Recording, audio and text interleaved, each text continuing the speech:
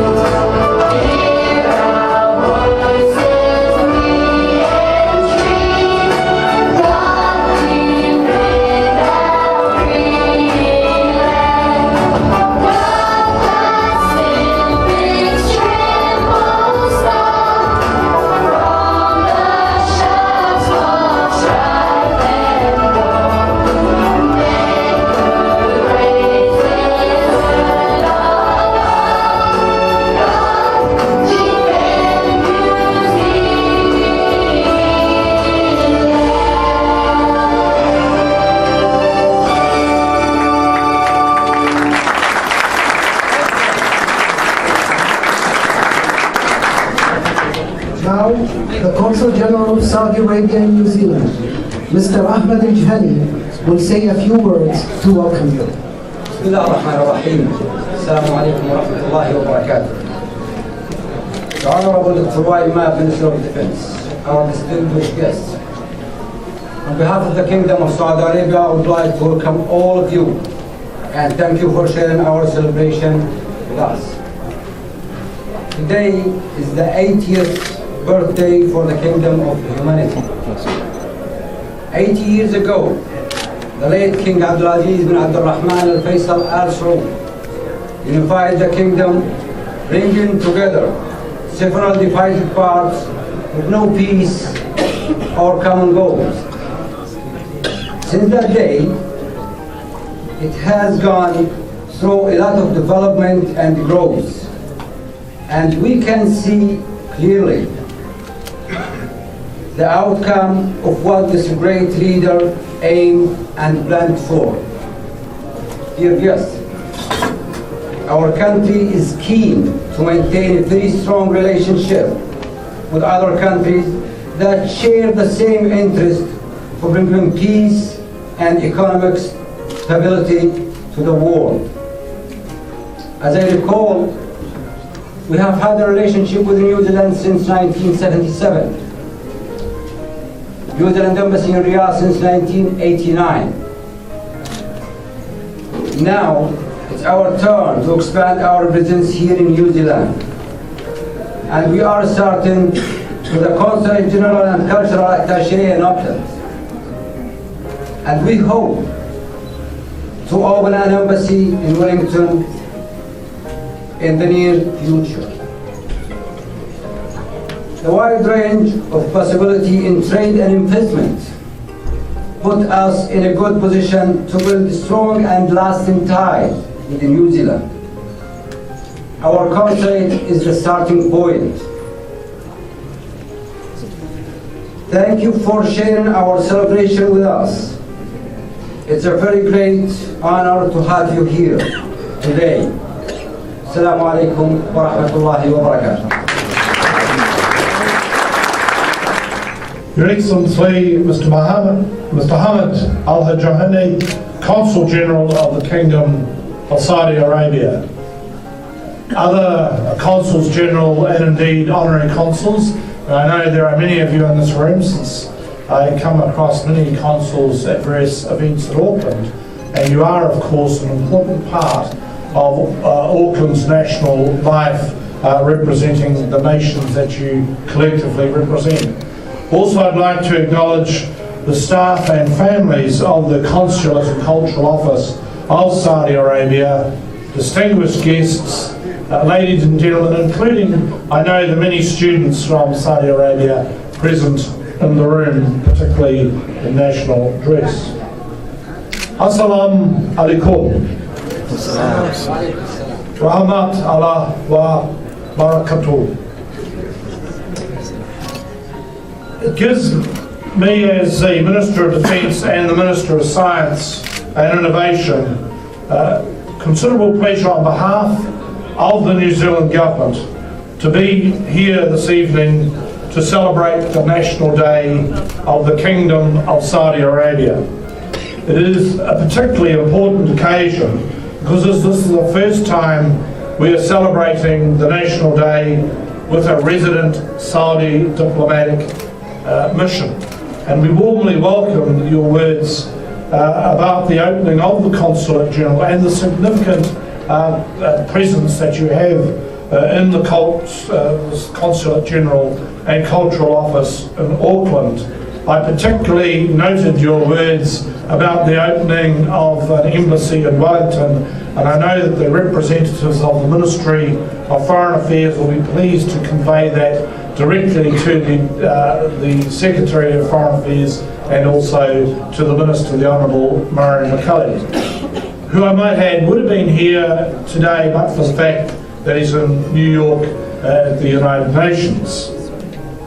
As has already been noted, Saudi Arabia is an old, close and valued friend of New Zealand. Our bilateral relations, in fact, are strengthening and are deep, and there are many positive strands to the relationship. It is particularly notable the increased influence of Saudi Arabia in world affairs, including global energy supply, but also as a leader of Islamic theology and as a bridge, in fact, between cultures, and now, of course, as a member of the G20. This means a lot collectively to New Zealand and indicates the importance of New Zealand interacting effectively with Saudi Arabia.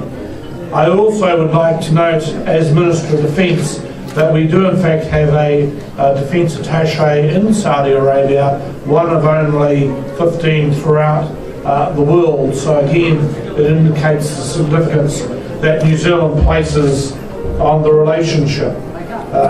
We have in fact contributed strongly in the Middle East through a range of peace support operations as we in our own way in Sinai and Lebanon try and bring peace to a troubled land. The Sinai mission in particular does represent, of course, the peace treaty signed in 1977 between Egypt and Israel, and we look forward to the outcome of the talks taking place presently.